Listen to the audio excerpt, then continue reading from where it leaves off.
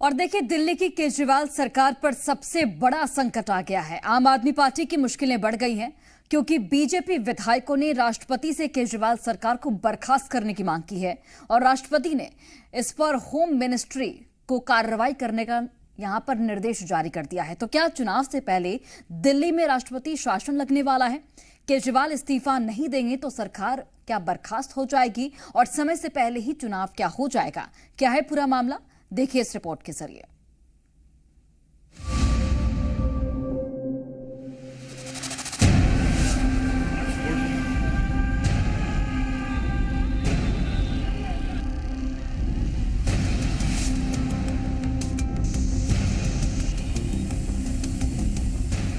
क्या केजरीवाल सरकार बर्खास्त होने वाली है?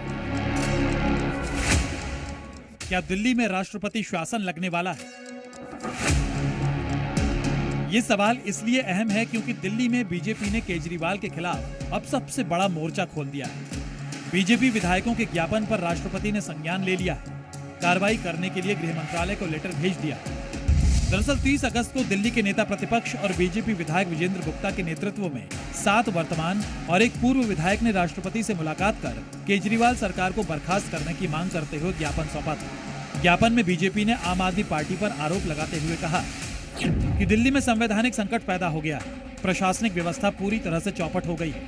केजरीवाल सरकार में शराब पॉलिसी, जल बोर्ड में वित्तीय अनियमितता समेत कई मामले हुए। आम आदमी पार्टी की दिल्ली सरकार ने जितनी संवैधानिक मर्यादाएं होती हैं सबको तोड़ दिया है।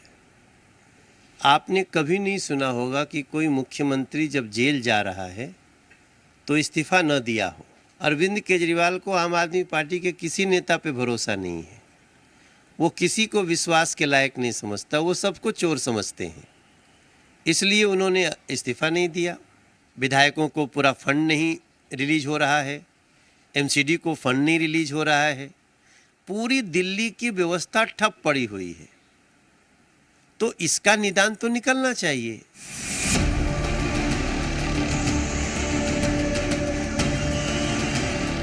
दरअसल केजरीवाल के जेल जाने के बाद बीजेपी मुख्यमंत्री पद से उनका इस्तीफा चाहती है क्योंकि बीजेपी का आरोप है कि केजरीवाल की जेल से सरकार चलाने की मनमानी की वजह से दिल्ली के लोगों को परेशानी उठानी पड़ रही है।